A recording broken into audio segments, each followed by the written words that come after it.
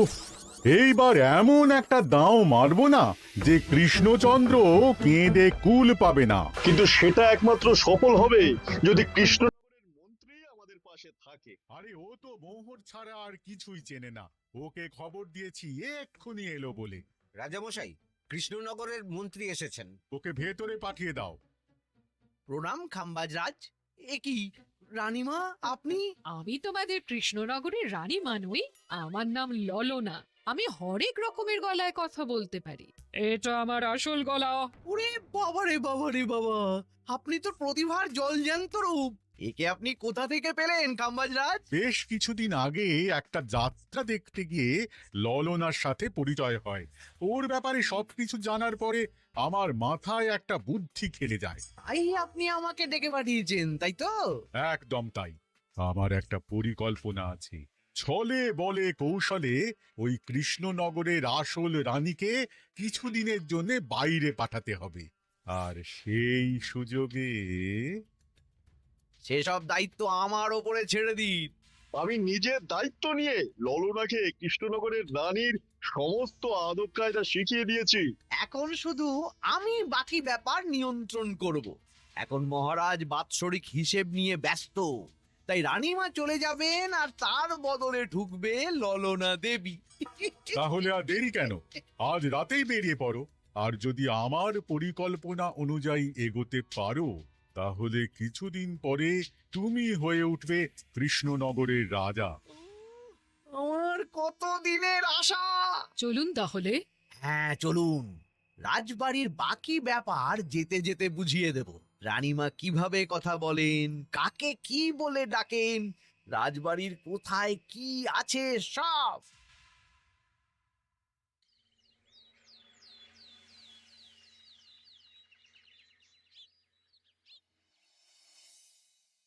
কি গো গিন্নি, জ্বরটা নেমেছে? এই জ্বরটা কমেছে, কিন্তু শরীরটা খুব দুর্বল গো। তুমি পারলে ভাতটা রান্না করে রাজবাড়ি যাও। আমি বেলার দিকে এই কিছু একটা তরকারি করব। না না গিন্নি, তোমাকে এই শরীরে রান্না করতে হবে না। আমি তরকারির সবজি কুটে রাখছি। হ্যাঁ, ওই পুঁটির মাকে বলে রাখবো, ও এসে রান্না করে দেবে। তাহলে তো ভালোই হয়। জ্বরে একেবারে শরীরটা দুর্বল করে দিয়েছে গো। হ্যাঁ, তুমি বিশ্রাম নাও গিন্নি, আমি রান্নাঘরে যাই। কি গোপাল আজকে এখনো এলো না? ও কোনোদিন সময় এসেছে মহারাজ? ওকে তাড়িয়ে আপনি একটা কাককে রাজসভায় রাখলেও সে সময়ে আসবে। আসলে গোপালের গিন্নির খুব জ্বর, আমি দেখে এসেছি। তাই হয়তো ওর গিন্নির সেবা শুশ্রূষা করতে গিয়ে গোপালের দেরি হচ্ছে। তোমাকে আর গোপালের হয়ে কাসুন্দি গাইতে হবে না। এই তোমরা থামো তো। একটু দেরি হয়ে গেল মহারাজ। আসলে গিন্নির খুব জ্বর, তাই কিছুটা রান্না করে এলাম। আচ্ছা আচ্ছা আচ্ছা, তা এখন তোমার গিন্নির শরীর কেমন আছে? আগের থেকে ভালো আছে মহারাজ। জ্বরটা কমেছে, কিন্তু শরীর খুব দুর্বল। বেশ বেশ, একটু যত্নআত্তি করো। যাই হোক, আজকে সারা বছরের খরচের হিসেব আর আগামী অর্থনৈতিক বছরের প্রকল্প নিয়ে আলোচনা হবে। আলোচনা শুরু করা হোক। বিগত অর্থনৈতিক বছরে বিভিন্ন খাতে মোট খরচ হয়েছে 15,700 মোহর, আর বিভিন্ন কর বাবদ উপার্জন হয়েছে 22,000 মোহর। তাহলে তো মহারাজ ভালোই লাভ হয়েছে। এবার আমাদের দিকে একটু নয়ন মেলে তাকালেই হয়। সেসব তো দেখবই, কিন্তু তার আগে আমি মন্ত্রীর সাথে বিগত বছরের সব খরচ নিয়ে হিসেবে বসবো। হ্যাঁ, বেশিরভাগ দায়িত্ব তো মন্ত্রীমশাইয়ের কাঁধেই থাকে, তাই উনি কোনো হিসেবে জল দিয়েছেন কিনা সেটাও পরখ করে নেওয়া যাবে। এত কাজের চাপ যাচ্ছে কদিন, শান্তিতে ঘুমোতেও পাচ্ছি না। মন্ত্রী, তুমি আজ বিকেলে রাজবাড়িতে চলে এসো।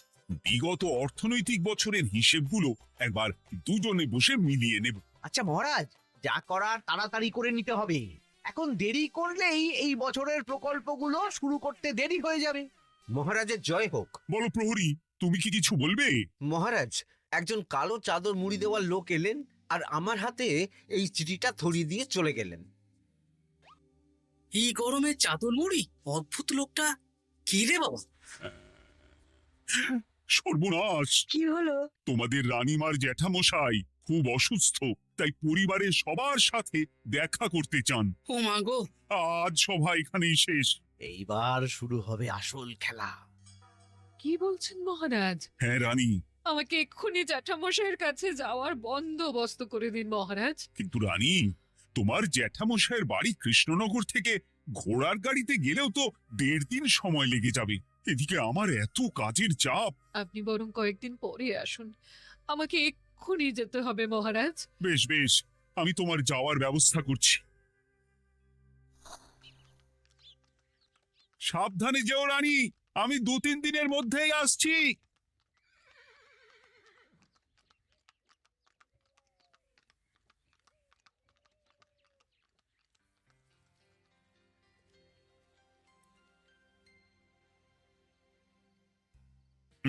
মন্ত্রী, বিগত অর্থনৈতিক বছরে আমাদের পাঠশালার উন্নতির জন্য কত খরচ করা হয়েছিল একটু দেখো তো।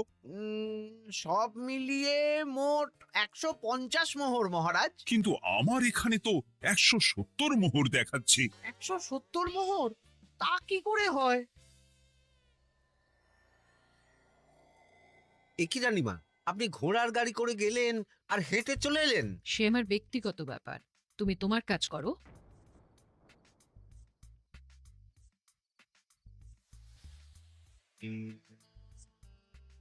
এ কি রানী, তুমি চলে এলে? আমার শরীরটা খুব একটা ভালো লাগছে না মহারাজ, পেটটা কামড়াচ্ছে।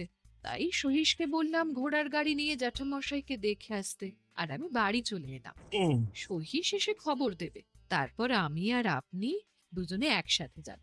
বেশ বেশ, ঠিক আছে রানী, তুমি বিশ্রাম নাও। বিশ্রাম না, আমি একটু স্নান ঘরে যাব। পেটটা কেমন মোচড় দিচ্ছে। মহারাজ কিছুই বুঝতে পারেনি, মজা জমবে।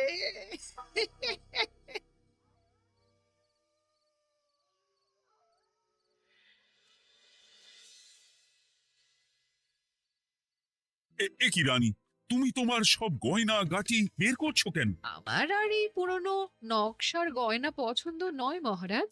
ভাবছি কালকে সকালবেলা এই গয়নাগুলো শ্যাকরাকে দিয়ে শহুরে নকশায় নতুন গয়না বানাবো। কিন্তু এগুলো তো তোমার সবই পছন্দের গয়না। কিন্তু মহারাজ, আমি ভেবে দেখলাম এই গয়নাগুলো সবই বড্ড ভারী গয়না।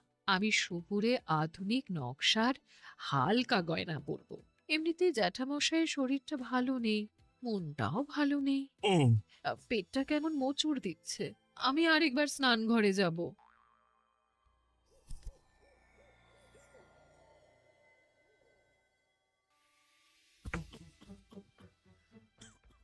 ওই তো মন্ত্রী মশাই এসেছে।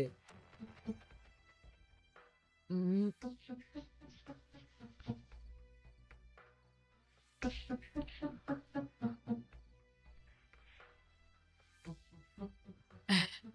এই রাজ্যে গোপাল আমার শত্রু। কালকে থেকে গোপালকে খাটাবে।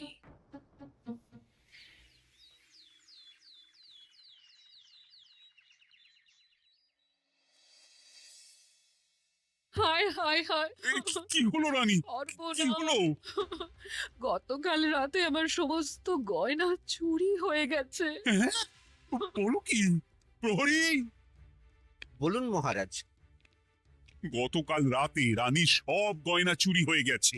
তুমি আরেকজনকে নিয়ে এক্ষুনি খোঁজ করা শুরু করো। যথাজ্ঞা মহারাজ।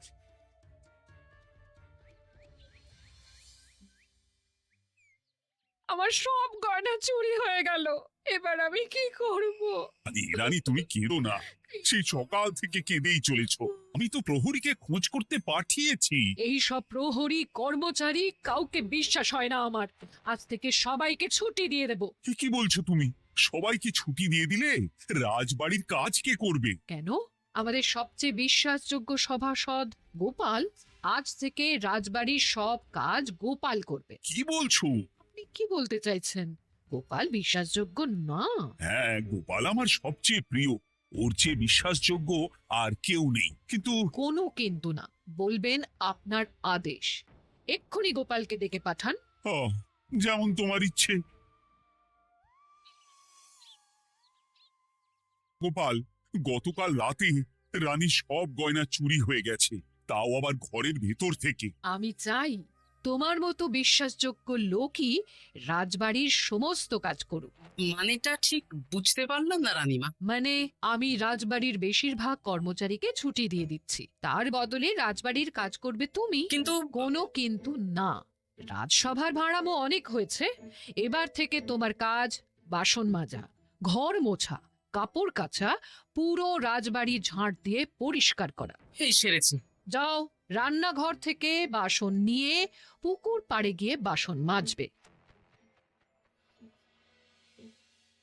এ কি গোপাল, রাজসভা থেকে সোজা পুকুর পাড়ে? এ কি হয়েছে নাকি? হ্যাঁ, খুব হাসি পাচ্ছে না? হাসি তো পাবেই। নতুন রানীমা আসার পরে তোমার এই হাল করে ছেড়ে দিল। নতুন রানীমা? না, আসলে ঘটা বলতে চাইছে রানীমা তোমাকে নতুন চাকরি দিয়ে এই হাল করলো। যা হয়েছে ভালো হয়েছে, আমার পেছনে না লেগে নিজের কাজ করুন যান। কোথায় কি বলতে হয় জানিস না নাকি? অভ্যেস নেই তো, তাই মুখ ফসকে বেরিয়ে গেছে।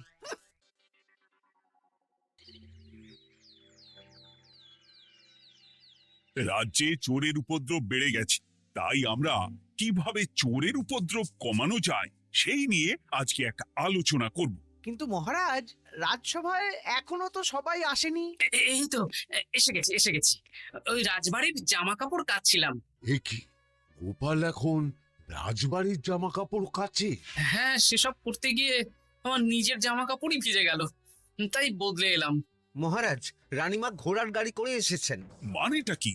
রানী তো রাজবাড়িতেই আছে। ঠিকই মহারাজ, আমি প্রহরীদের কাছে শুনলাম আমার মতন দেখতে কেউ রাজবাড়িতে উড়ে এসে জুড়ে বসেছে। মানে তুমি তো আগেই চলে এলে। কি কাণ্ড! এই কে? শুনলাম আমার মতন দেখতে কেউ এসেছে। ও আচ্ছা, আপনি। তা কি চাই আপনার? বোঝো কাণ্ড, একরকম দেখতে একরকম গলা, এ বলে আমি আসল, ও বলে আমি। হায় হায় হায়, আসল নকল বোঝাই দায়। একটা নয়, দুটো রানী। আমার জ্যাঠামশাই একদম সুস্থ। এই মহিলা নিশ্চয়ই ভুয়ো চিঠি দিয়ে নিজের রাজবাড়িতে ঢোকার সুযোগ খুঁজছিল। একদম বাজে কথা বলবেন না। আপনি কে সত্যি করে বলুন। সমস্যা সমস্যা, ঘোর সমস্যা। আমার কোনো পাণ্ডিত্য দিয়ে বুঝতে পারছি না কে আসল আর কে নকল। আমি আসল, বিশ্বাস করুন। আমি তো এই মাত্র এলাম। না, আপনি নকল, আমি আসল। কিভাবে বুঝবো? আমি বলবো মহারাজ, এই যে এই রানী আসল। হ্যাঁ, কিন্তু মন্ত্রীমশাই, আপনি কি করে বুঝলেন? না, মানে এই রানীমা তোমার উপরে এত ভরসা করে রাজবাড়ির কাজ করাচ্ছেন, কাউকে বিশ্বাস করেননি, একমাত্র তোমাকে বিশ্বাস করেছেন। এত ভালোবাসা, এত বিশ্বাস কার থাকতে পারে বলো? মানে গোপাল, তুমি রাজবাড়ির কি কাজ করছো? বাসন মাজা, ঘর মোছা, বাগান পরিষ্কার, অনেক কাজ করছি রানীমা। আপনার সব গয়না চুরি হয়ে গেল, তাই কাউকে বিশ্বাস করা যাবে না বলে ওই রানীমা আমাকে কাজে রাখলেন। এই ওই বন্ধ করে একটা উপায় বের করো। বেশ বেশ, আমি ধরে নিচ্ছি দুজনেই আসল। তাই আপনাদের দুজনকে আমি পরীক্ষা নেব, দেখব কে উত্তীর্ণ হন। তাই নাও। আপনারা দুজনেই তো সেনাপতিকে চেনেন, বলুন তো সেনাপতির আসল নাম কি? সনাতন সেন। আচ্ছা, আপনাদের বাপের বাড়ি কোথায়? বিজয়গড়। দূর দূর, গড়গড় করে সবই বলে দিচ্ছে। এভাবে হবে না, অন্য কোনো উপায় ভাবো। বেশ, সেনাপতি তলোয়ার দাও তো। দিচ্ছি। এই নিন, এই তলোয়ার দিয়ে মহারাজকে মেরে ফেলুন। আপনাদের মধ্যে কে মারতে চান বলুন। এসব তুমি কি বলছো গোপাল? মহারাজ আমার পতি পরমেশ্বর, ওনাকে আমি মারতে পারি? আমি স্বপ্নেও ভাবতে পারিনি গোপাল তুমি এই জঘন্য কাজ আমাকে করতে বলবে। আমি নিজের প্রাণের আহুতি দিতে পারি, কিন্তু মহারাজের গায়ে একটা আঁচড়ও দিতে পারবো না। উফ, খাম্বাজরাজ বেছে বেছে এক ধুরন্ধর নারীকে পাঠিয়েছেন, কোনো জবাব নেই। আমি বুঝতে পারছি না মহারাজ, এনাদের হাবভাব, কথাবার্তা, রূপ সবই একরকম। তবে যিনি ঘোড়ার গাড়ি চেপে এখন ফিরলেন, তিনি আসল হলেও হতে পারেন। আমি আসল, বিশ্বাস করুন। বললেই হলো? আসল হলে প্রমাণ করুন। বেশ, আজকে আর মাথায় কিছু আসছে না। আমি কাল আসব। ততক্ষণ আপনারা দুজনে রাজবাড়ির দুটো ঘরে থাকুন। কি ছক মারিতে পড়লাম রে বাবা।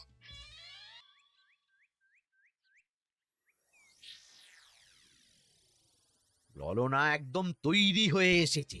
দারুণ মজা হচ্ছে বলুন। এবার শুধু একবার আসল রানীকে সরিয়ে ললনা যদি রানী হয়ে যায়, তাহলে রানীর গয়নার মতন সব আমার হাতে চলে আসবে। তারপর কি হবে? তারপর ধীরে ধীরে মহারাজকেও কায়দা করে সরিয়ে দেব, আর খাম্বাজ রাজ আর আমি এই দুজনে মিলে এই রাজ্য চালাবো।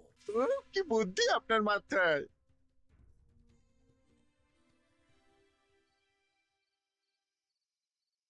বলছি শোনো না, আমার শাড়িটা একটু ছিঁড়ে গেছে গো। তুমি বাজার থেকে কালকে আমার জন্য একটা শাড়ি নিয়ে আসতে পারবে? হ্যাঁ? আচ্ছা বেশ, নিয়ে আসবো শাড়ি।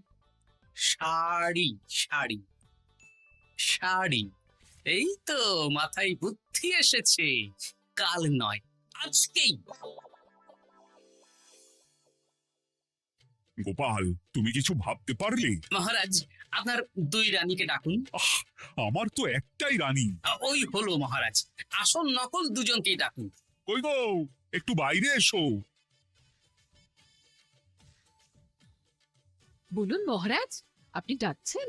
আচ্ছা, আমি দুটো শাড়ি নিয়ে এসেছি, লাল শাড়ি আর নীল শাড়ি। এই দুটোই মন্ত্রপুত শাড়ি, এক সিদ্ধ পুরুষ দিয়েছেন। কে তিনি? না, সেসব এখন বলা যাবে না, তবে এই শাড়ি দুটো একটা একটা করে ওনাদের দিয়ে দিন। এবার আমি এই শাড়ির বিশেষত্ব বলি। হ্যাঁ বলো গোপাল, বলো। আপনারা দুজনেই আজ রাতে এই শাড়িটা পরবেন, সারা রাত পরে থাকবেন। এই শাড়িগুলো 12 হাত মাপের শাড়ি। আগামীকাল সূর্যোদয় হওয়ার পরে যার শাড়ি 4 হাত কমবে সেই হবে আসল রানী। আচ্ছা বেশ, তাহলে তোমরা দুজনেই এই শাড়ি পরে থাক। কাল সকাল সকাল রাজসভা বসবে, তখন তোমাদের শাড়ি গোপালের কাছে জমা দিও। আচ্ছা। আমি যে নকল সেটা বুঝতে দেওয়া যাবে না।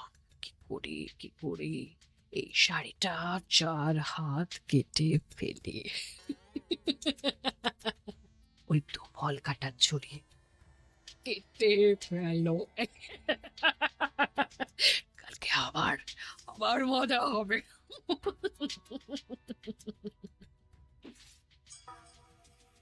হে ঠাকুর, রক্ষা করো ঠাকুর, আমার শাড়িটা যেন 4 হাত কমে যায়। ঠাকুর রক্ষা করো।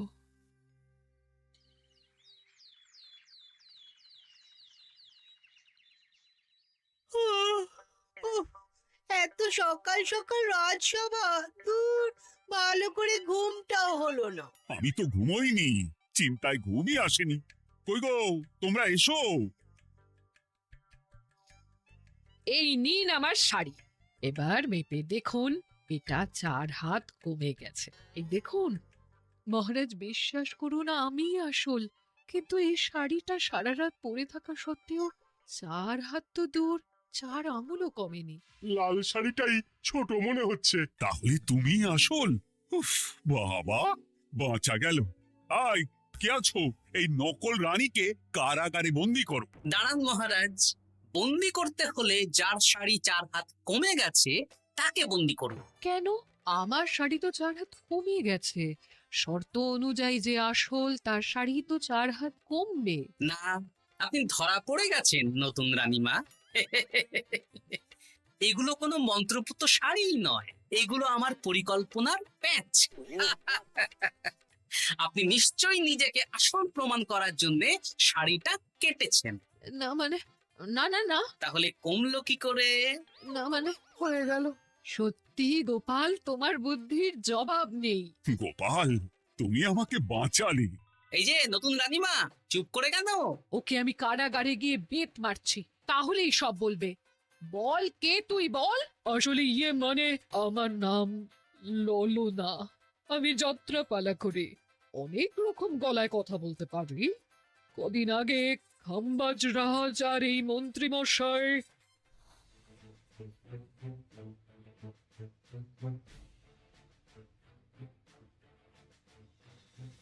বাহ বাহ বাহ বাহ বাহ, এ তো দেখছি ললনার ছলনা। তার মানে রানীমার গয়না? ওগুলো তো সব মন্ত্রীকে দিয়েছি, জানলা দিয়ে কাপড়ে পেঁচিয়ে নামিয়ে দিয়েছি। মন্ত্রী, তোমাকে আমি শুলে চড়াবো। ভুল হয়ে গেছে মহারাজ, আমাকে ক্ষমা করুন। প্রাণে মারবেন না, সব গয়না ফেরত দিয়ে দেবো মহারাজ। তুমি শত্রু রাজ্যের প্ররোচনায় এত বড় ক্ষতি করতে চেয়েছিলে? ক্ষমা করুন মহারাজ, ক্ষমা করুন। সেনাপতি, মন্ত্রীকে 1000 বার বেত্রাঘাত করো। আর এই ললনার কি হবে? আমি অনেক দিন ধরে বাড়িতে একটা কাজ করার লোক খুঁজছি, ওনাকেই পাঠিয়ে দিন। আমার গিন্নি শুয়ে বসে থাকবে আর উনি খাটবেন। নয়, হ্যাঁ, ললনার ছলনা ভেস্তে গেল।